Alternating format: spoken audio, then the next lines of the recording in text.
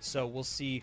Oh, wow. Gosh. And then Ian giving us the show that we all paid to see here at our monthly finals. DROY looking locked in his living room.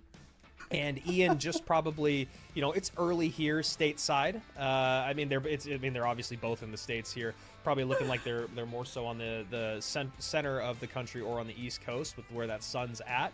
But Ian didn't want to get out of bed, as he is notoriously known for playing in bed in his monthly finals. You know what?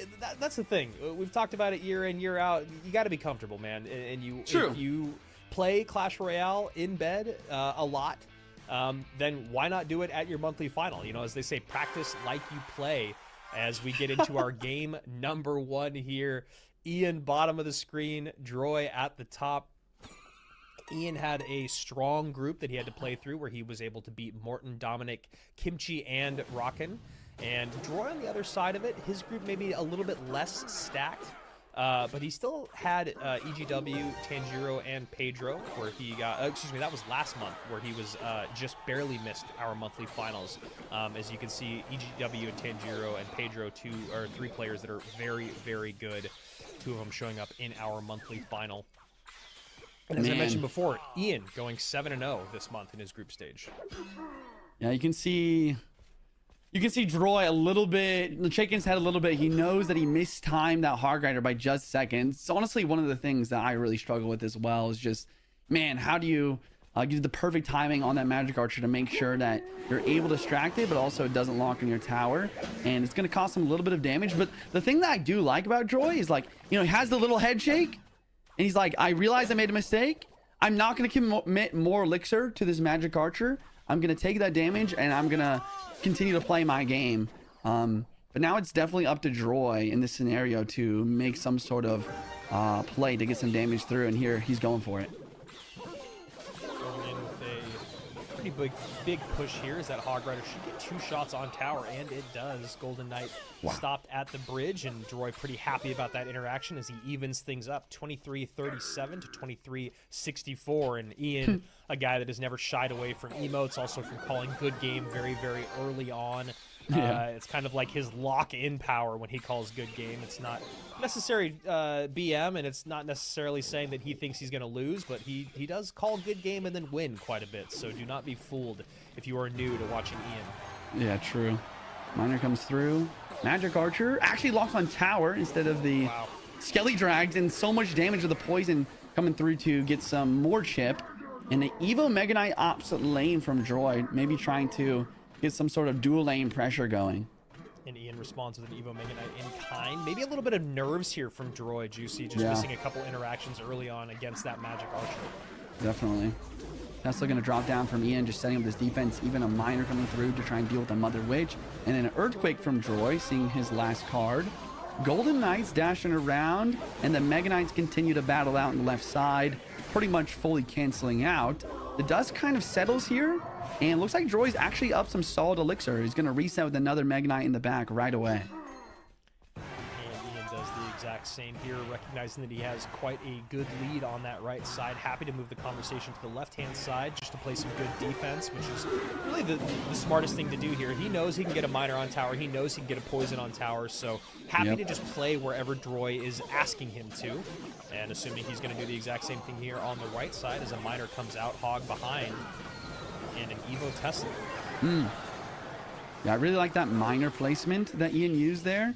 And I also like the general idea that Ian's kind of recognized that DROY has Earthquake. So now he's just spamming Magic Archers. Every single time the Magic Archer's in cycle, he's going to get that down, because Earthquake Snowball does not take that out.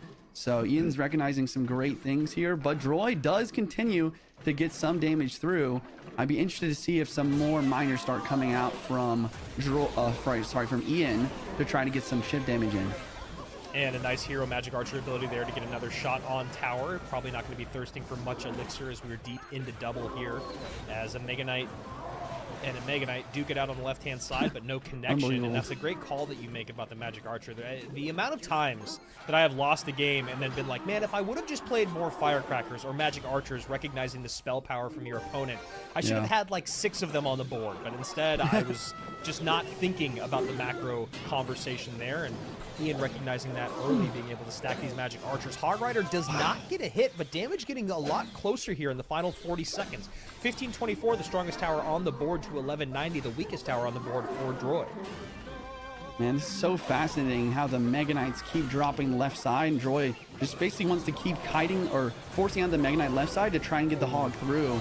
But these defenses are so good from Ian. He even uses the anti-Earthquake Tesla placement this time and a Mega Knight. There's only like 15 seconds left, so Ian's looking pretty here.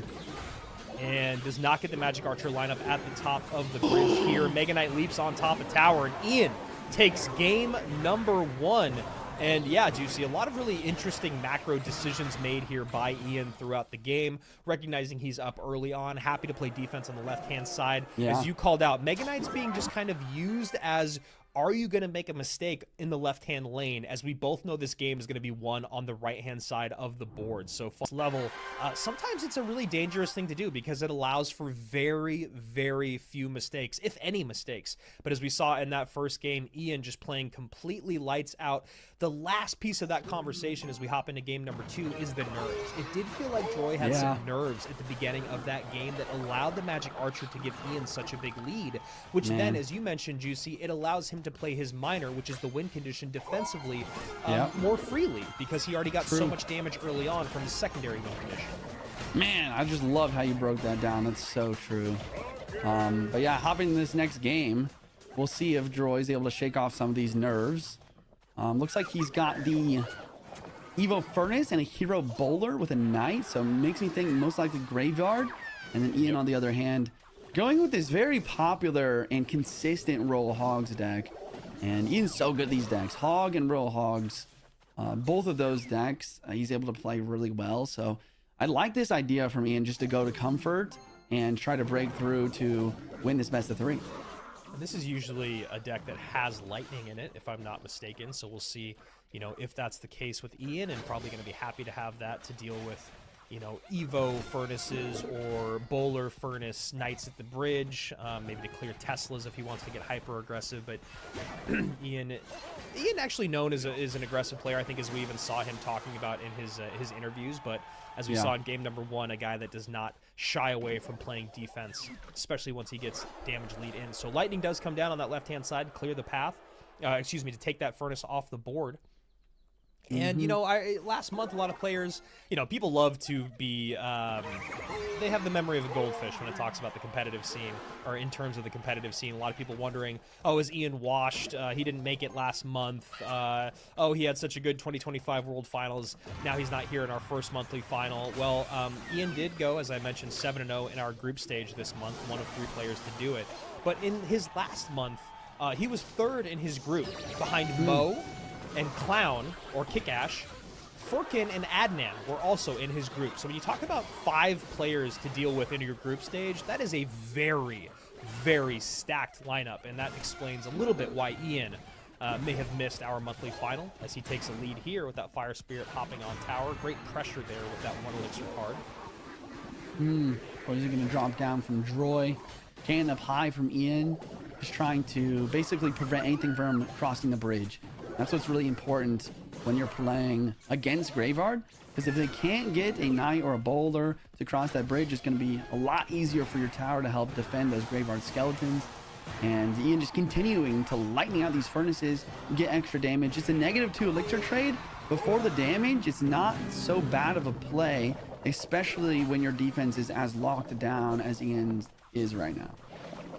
So, Juicy, talking about the overall matchup here, as Poison it comes in to clear those Skeleton Dragons off the board, how are you feeling about the matchup for both these guys? Yeah, I've played both of these decks a decent amount this season, and I think that in general, this Royal Hogs deck does pretty well, but that's also because it usually uses E-Spirit.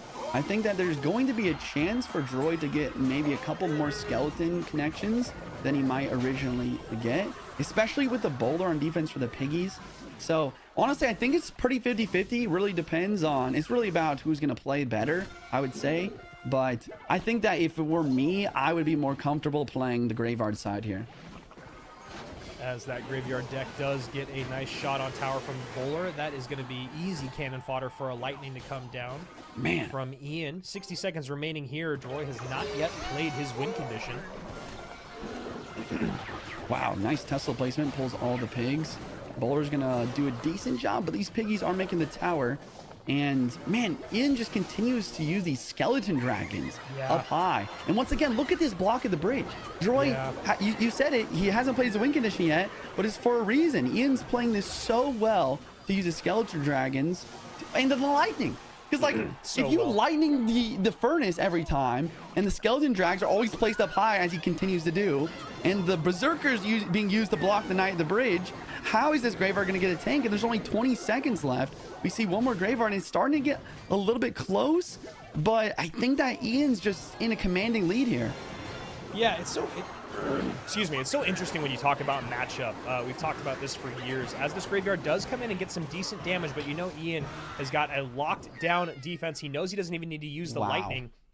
As I'm sure we're going to get a flex. There it is. Gosh, look at that. Muscles popping out of places I didn't even know existed. Dude is yoked.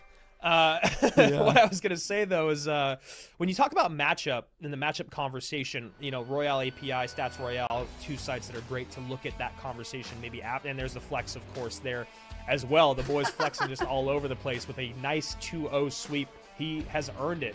I swear I'm going to get through this sentence. It's just every time Ian flexes, I get flustered. But the matchup conversation,